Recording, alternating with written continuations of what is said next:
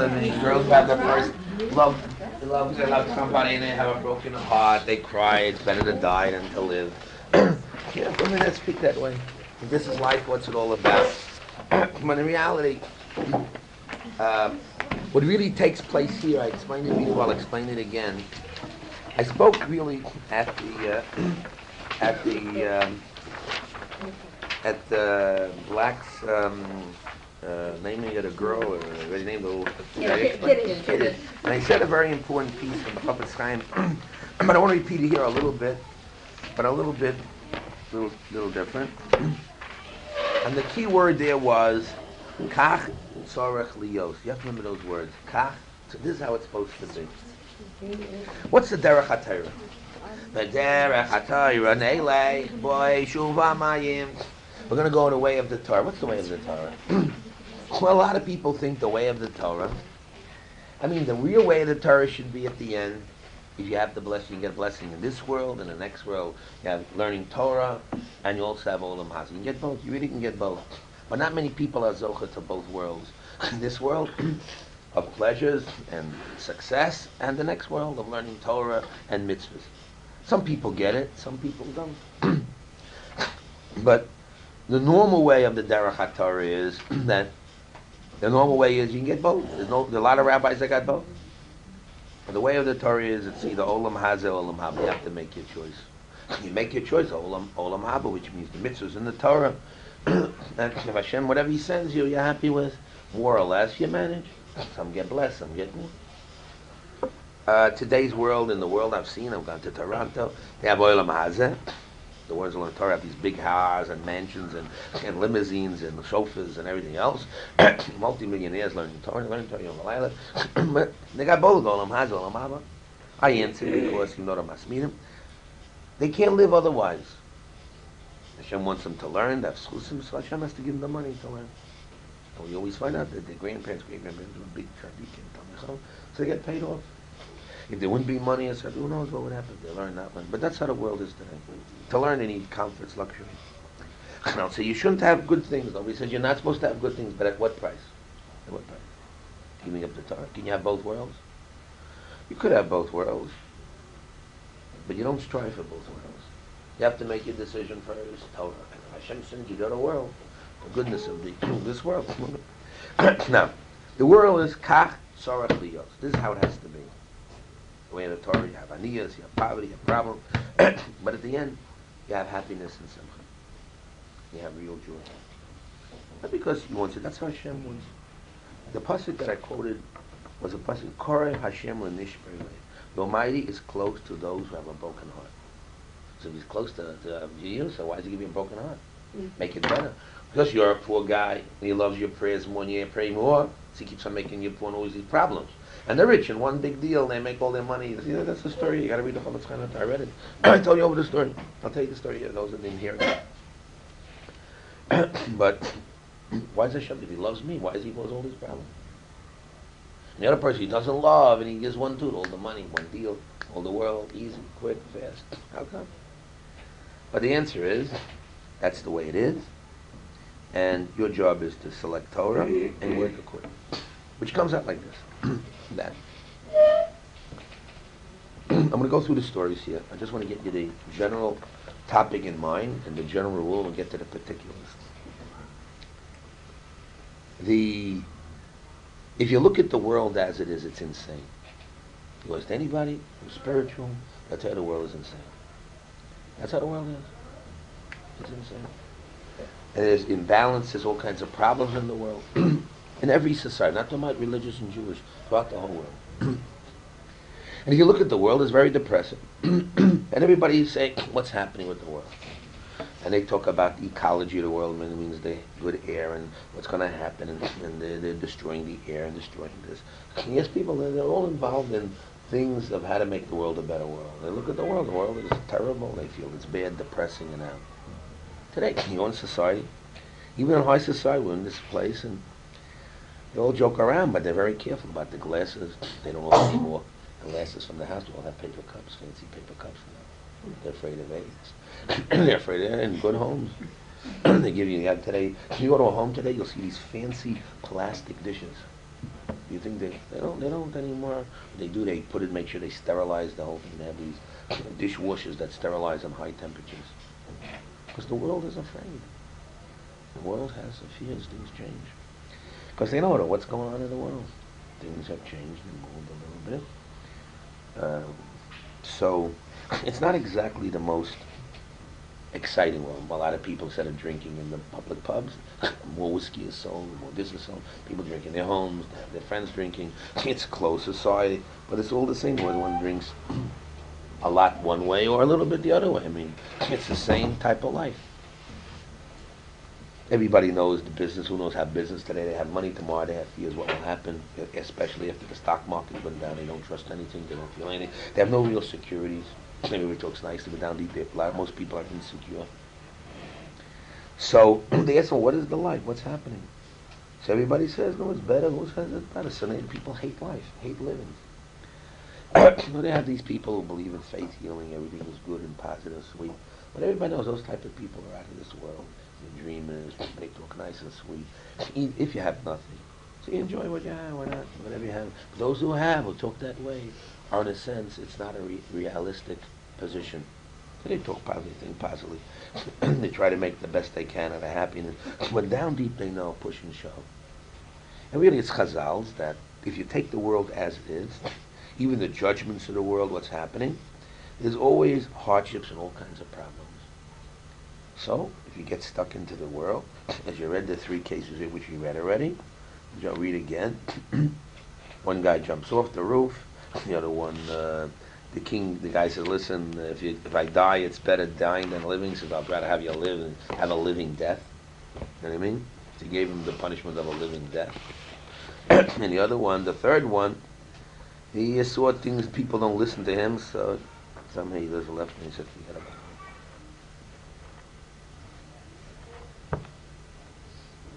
Okay. So then it sounds depressing. But the answer is that's the way of the world.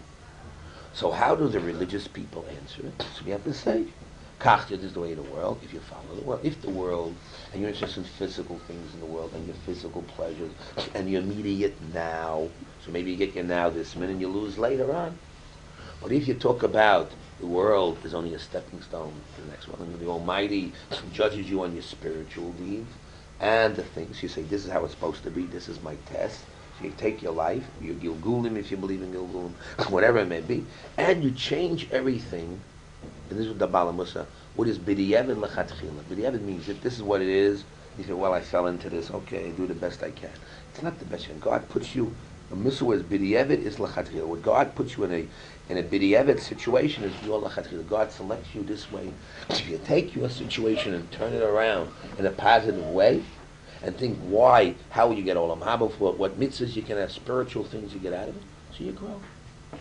And you grow spiritually, you have everything. Hiding is tough tests, it's tough tests, huh? Of course you try to improve your physical condition. Nobody says you have to live bedochag, you have to live in poverty, all the problems, all kinds of difficulties. Nobody says that. You try to improve your physical, but that's not the main. If giving up the physical means losing your spiritual, so what is it? But you have to know kach.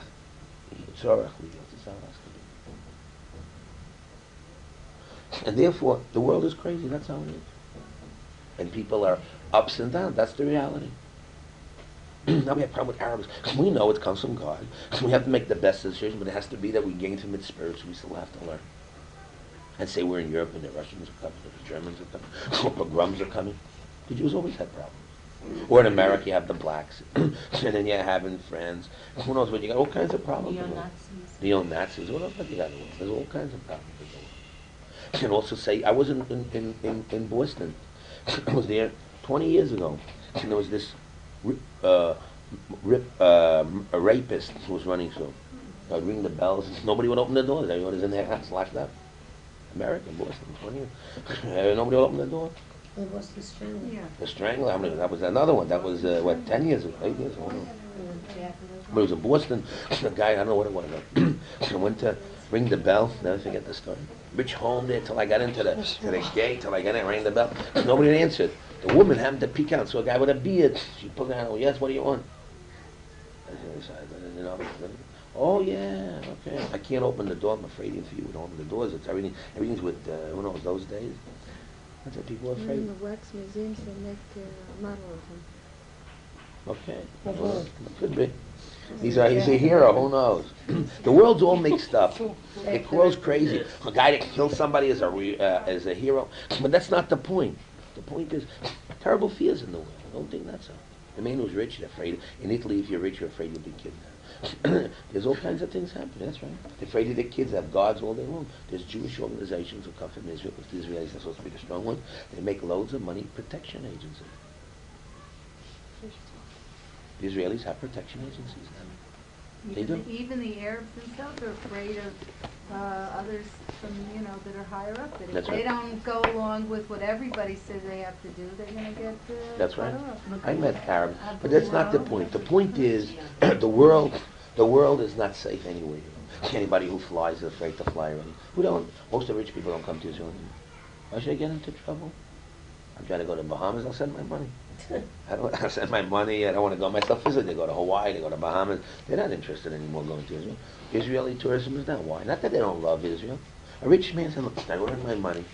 Let me enjoy it. I don't have to put myself in any danger. I'm first, though. Let me find ways.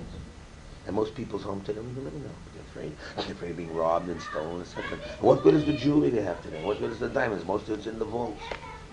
Most people's money and jewelry are in vaults. What good is a woman's jewelry she can't wear? And when she wears, it's fully insured. And they make sure that's why when Reagan got into power, it was the greatest thing in the world. All the women could come and show their jewelry. So that Rolls Royces coming and people flew in there to show their jewelry and their dresses. It was the greatest thing for women. Otherwise, what are they doing? What are they doing? They have jewelry. All that. It's a problem. People have jewelry. What to do with their jewelry? What to do with their furniture? Your mother, what you do with nothing? You make a little noise, ding, ding, ding. What? She babysits it. and that's right, and that's a real problem. How naughty you get? If they can live with it and feel proud and show. No, at the end, it doesn't turn out. And the world is full of fears. It's full of fears. So why do you think, who enjoys the world? People have kids. How many kids turn out healthy and positive? How many people speak to their children and their grandchildren at the end? Not so simple. The world is not full of pluses. How many people have divorces and second marriages and third marriages and the kids come broken homes? Everybody got a peck a little. So why do you think everything in the world is good and kills wonderful? People with all the diseases and problems, all kinds of people. So when it comes down, people hate life. Cancer is a form of people hating life, hating themselves. I mean, come anywhere, but that's what the psychologists say. Whatever it is, makes no difference. But the thing is, you have to think positive. Who's enjoying life? Who's excited about life? You do the best you're excited. When your husband comes home, a little this, a little that, hello, I love you. Who knows what is it? But again, what excitement is? It's a dream world. It's a fantasy. The little pleasure you get. Is it worth it all, you say? You add up the love, and you add up this and that, and you come at the end, sour grapes from living. So those who are more positive make the best of the situation. Okay. Who says they're happy? Who says anybody's happy? See, you make fun, they drink, they this, and that. They're running. It's not simple, yes. I want to know if we should, what's the thing with the children? Should we shield them from this? Or tell them, I'll tell you why I was asking. Just the whole thing happened. Like my kid wanted to know when he gets into bed at night, he's scared sometimes about the dark and everything. So I didn't want to say, don't worry, Hashem will make nothing bad happen. It's not true. I said Hashem will only make whatever will happen from Hashem is the best thing that could happen. And sometimes somebody's a little bit dirty, and Hashem will clean him. I didn't want to say exactly what I meant by it, but I hoped he took the hint. But I mean, what can I tell him? I can't promise you you'll get up in the morning, you can daven, and hopefully Hashem will have Rahman listen to you. What are you supposed to do? What we do, one second, I don't know if that's the right attitude either. We say Hamapil at night. Hamapil means what? We shouldn't have bad dreams. And No. You're giving your heart to God, and you expect to get it back. You expect it. You don't know for sure. No, He'll give your heart back to you. Most people don't die in their sleep until they're old. Little kids don't die in their sleep. That's for sure. Know that. Oh, really? They give you nightmares. But they say it's right. It just it maybe something can happen to the child. I don't know. But basically, you have to train the kids. You give your heart to God. God takes care. That's what we say in the Mapia. It's true. And that's the most important thing. That's why people have trouble with sleeping. People sleep because they're tired and they're exhausted. Jewish people sleep is because tomorrow's a new day, and you want to give your heart to God to rejuvenate, to get your strength for the next day. You give it over willfully, not tiredly and exhausting, and nothing else to do. And life already, and the kids want to stay up, and like there's always a missing life. Missing movies, wife, children, parents, who knows what. They give it up because tomorrow's a new day. It's one day. I give my heart to God, my soul, replenish and give it back tomorrow morning. With energy to learn. We believe in the daytime to do that. Somebody just called me up there. She come, go tonight. I said, no. Tomorrow, Kitov, in the daytime, Kitov, don't leave your house in the morning. Kitov. Because we believe the Goyim, they start the day from the morning. And then they live the day, and they prepare the money for the day to drink at night and have znus at night and tailus at night. And the night is the end of the day. So the whole life is the fun time at the end, and they'll go into oblivion, forget about it. The Jewish people, the other way, the night is the preparation to have energy for the day. And when the day comes, you have to live life, however life is, with the problem this, but that's from Hashem, to work on your midos, to grow better, to enjoy we enjoy day, not night. I was also wondering about this in terms of the Arab. It's Yitzchak and the boy. I was also wondering in terms of the Arabs. Like You better tell Yitzchak not to walk around too much. He has the high adventure. His father doesn't.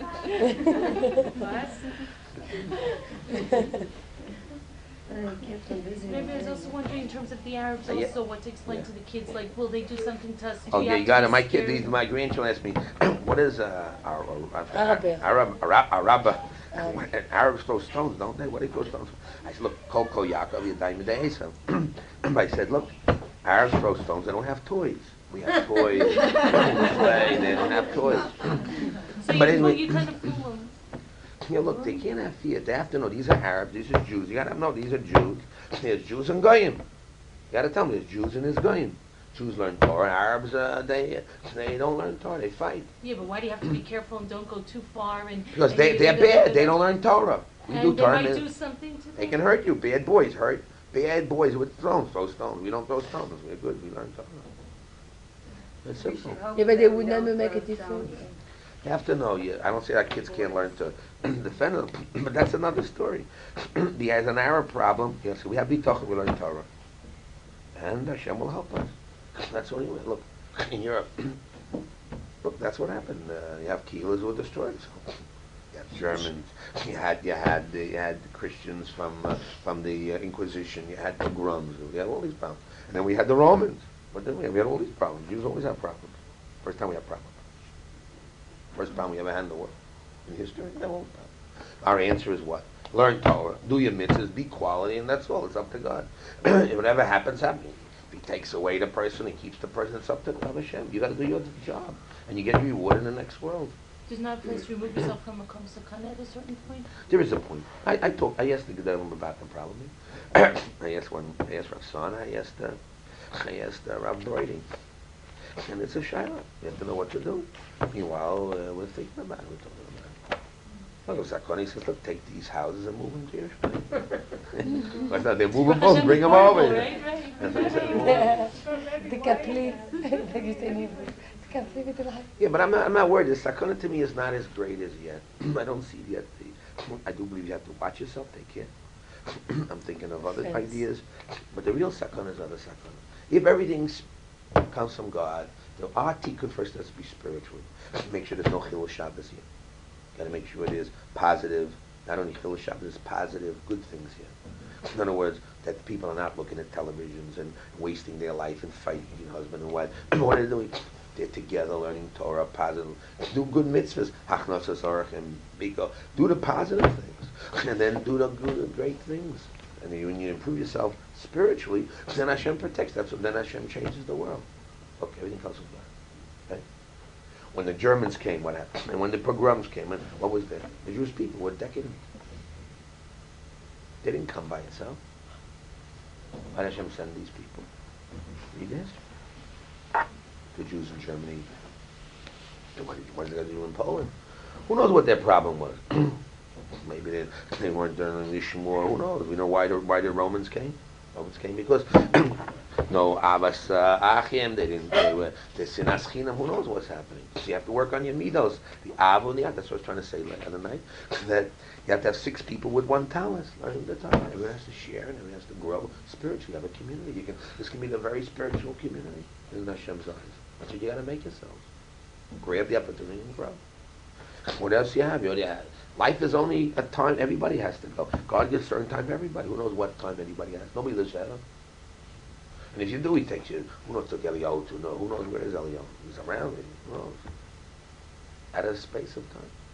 Meanwhile, most people leave the world at 120 years. So you make the most you can. Nobody lives forever. Who's going to live forever? Who thinks going to live forever? So you make the most of your time with spiritual things you do. Hold on to life for what? For life's sake? What are you doing in your life? How are you living your life now? How are you doing spiritual things? How is your husband learning Torah? Is he doing are you helping your children grow? You're working on children's midos. You're working on your husband's midos. What's happening? That's the whole story. You have shalom bias. Now you're working on yourself. You're fetching, complaining. What are you doing? So where do you get your mitzvahs? So I'll run to America. I'll run here. So what do you get out of it? You go there. What do you get? Nothing. So you have physical, spiritual benefits. So what? What do you get out of it? Are you doing something that you could be proud of and great about?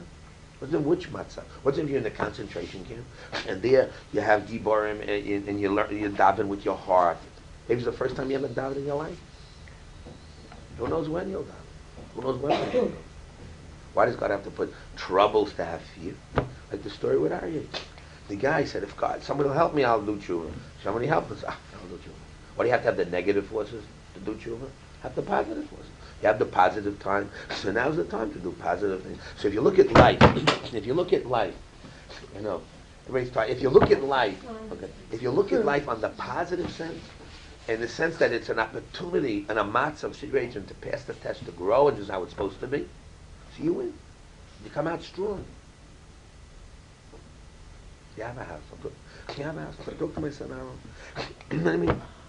If you look at the end, what do you look for? Come to, even your houses. We have a sign: "Be it ever so humble, there's no place like home." Be it ever so humble, there's no place. What is a home? It can be dirty, it can be filthy, it can be junk all over. A home is what?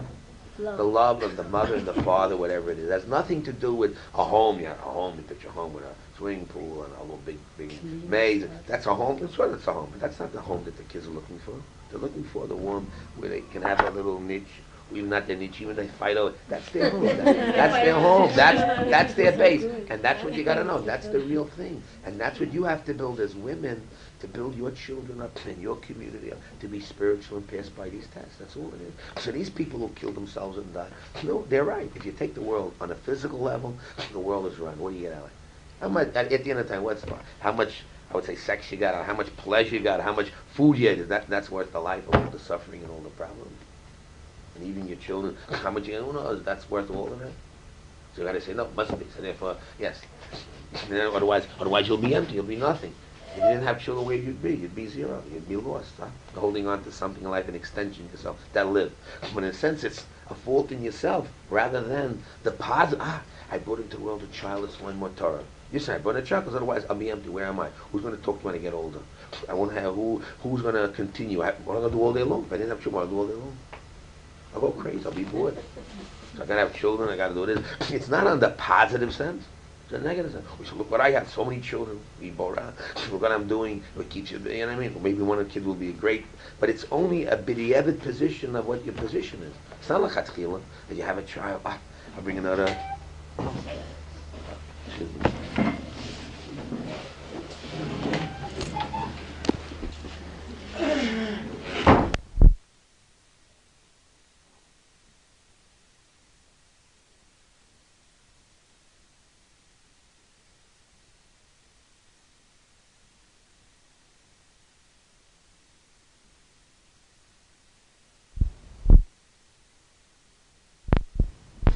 How they see the world, miss the world. No, miss the world, always the world. I have ideas how to help you to miss the world and see the world. But just watching television programs and bad things that cause them to come to school, not to study, and all whacked up and all. That's crazy what the girls feel. Oh, I'm missing out life. I'm missing out life. The girls have to feel they want to marry a bentar and that's the only one in life. Well, how will I make a living for my husband? That's the problem. What husband are you going to marry? That's going to look at you, what are you going to make a living? Is she going to marry you because you're a doctor, a lawyer, an engineer? Who knows? That's why the guy will marry you. Who marries a girl who teaches, learns Torah, whose husband is a doctor, a lawyer, whose wife is a doctor, a lawyer? I mean, no, a Ben Torah marries a Bas Torah. Main thing is Torah. It's a different world. So you have to know one thing clear.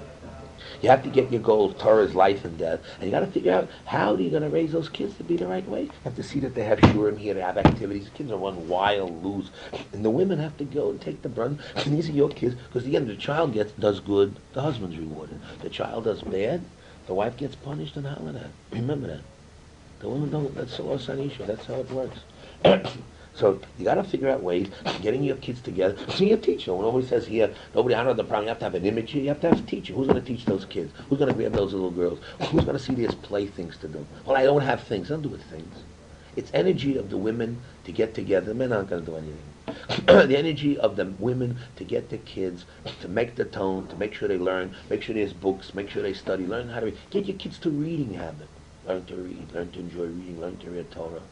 And you have to find ways. There's enough women here who know enough, who are advanced enough, who care enough, who can do the work. Don't expect, well, we'll go to the musar. I want my child to learn tap dancing and ballet, and that's very nice. I'm not against it. I send my kids.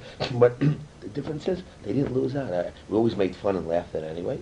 But I don't say no, but at what price and what stress in the home? And how much mesiras nefesh for a program and all these type of things. And there's a balance. If you don't get the right balance, you don't push your kids for Torah, you have nothing. And don't think because once you get them on the road, it's enough. When I come home, my kids are there, even though they had to learn. I don't push them another push, then I don't have. You don't have anything. It's always constant pushing. Constant, again, motivating and growing. It's not there. Sure, they'll do it on their own, but how much more so if the parents will push? You have to grab your own kids and make it. Grab your husbands. That's what it's very simple. I'm happy about the issue. I'm proud of it. I wish I could talk a little more, but I got to run. I'll lose my little. I can't help the world and not help my own kids, because then they say, look, right, where are you? Look at your kids. What's that? I say, I got to take care of it. The same thing you got to do for your kids. And don't say not so. And you have to mirror what Chazal said you have to do. You have to grab your kids and the cheder, and then you have to increase yourself, the quality of the learning, the quality of, when they have free time. They shouldn't have free time at Yeshiva to run flow. You have to see it pays that we get somebody and women a rotation to teach the kids to organize the play, to organize the women don't know how to do things, the kids to keep them busy with arts and crafts, etc., or to get them with Torah or main thing learning, or get them involved with more learning and more learning. What age do you start? Yeah, what age? For Well, you gotta see yourself. There's a certain age, no matter what you tell the kid doesn't do. And then there's another stage when they start listening. When they start learning to listen, you see they can sit. You gotta start slowly sitting and moving. You gotta get to move them. And each woman here is smart enough to grab the kid. So it's your children, you have other people. You gotta get together, groups together, to get those kids stimulated to learn Torah. You gotta mechanech your kids to say a bracha before, or another person to say a bracha, to say thank you. That's derech. That's called derech eretz. But it's more than that. You have to talk about Hashem. You gotta give praise to everyone. Oh, you're a tzimmer. Not how pretty you look and how beautiful you are. It's, oh, you're tzanua, that's nice. I see you kiss the mezuzah, you're a religious girl, you love Hashem, you love Torah. Yeah, what are you stressing in your home? Beauty for the little girls. I don't say they shouldn't look nice. What are you stressing? What is the mother pushing? What is that? Of course you have to be neat and clean, what is it not?